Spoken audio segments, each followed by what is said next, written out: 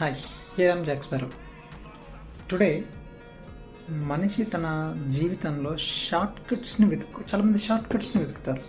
ఆ షార్ట్ కట్స్ని వెతికితే పరిస్థితి ఎలా ఉంటుందో చూద్దాం.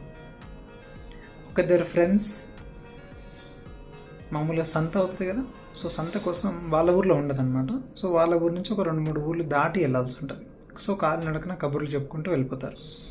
సాయంత్రం అవుతుంది, సంత మొత్తం చేసుకుంటారు. ఇద్దరు చక్కగా అన్నీ తీసుకుంటారు, వాళ్ళకి కావాల్సినవన్నీ కూడా. సో రిటర్న్ బయలుదేరుతారు. మధ్యలో ఒక చిన్న అడవిలాగా ఉంటుంది అనమాట.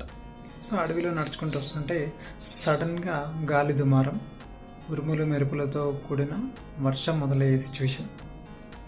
అరే, మనం ఊరు వెళ్ళాలంటే ఈ వర్షంలో ఇప్పటి తగ్గేట్లా లేదు, మబ్బులు చూసేది అలా కమ్ముకుపోయినాయి. సో మన పరిస్థితి ఇప్పుడు దారుణంగా ఉండబోతుందని చెప్పేసి గమనించి, సో నియర్ బై ఒక విలేజ్ కనిపిస్తుంది.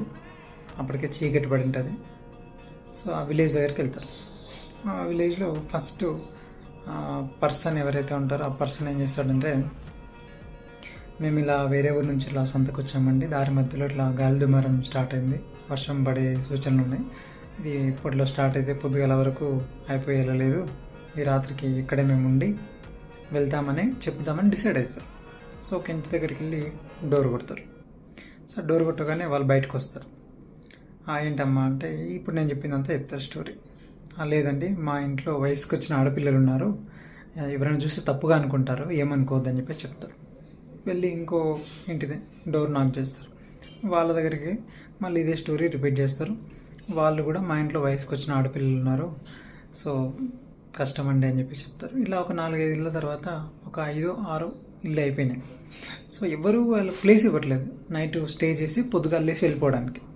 సో ఒక 10-11 ఇల్లు దగ్గరికి వెళ్ళినప్పుడు ఈయనతో పాటు వచ్చిన ఇంకో క్యాండిడేట్ ఉన్నాడు కదా, ఆ క్యాండిడేట్ ఏం చేస్తుంటే, ఈసారి నేను ట్రై చేస్తావు, నీకు అయితే లేదని చెప్పేసి అంటాడు.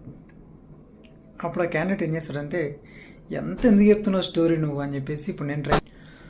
సో మీ ఇంట్లో వయసుకు వచ్చిన ఆడపిల్లలు ఉన్నారా అని డైరెక్ట్ పాయింట్ అడుగుతాడు. ఎప్పటిరా నువ్వు మా ఇంటికి వచ్చి మా ఇంట్లో ఆడపిల్లలని అడుగుతావు అని చెప్పేసి మళ్ళీగా అని చెప్పేసి అందరిని పిలవగానే అందరు వచ్చి ఉతుకుతారు. సో దీన్ని బట్టి ఏమర్థం చేసుకోవాలి, షార్ట్ కట్స్ డేంజర్.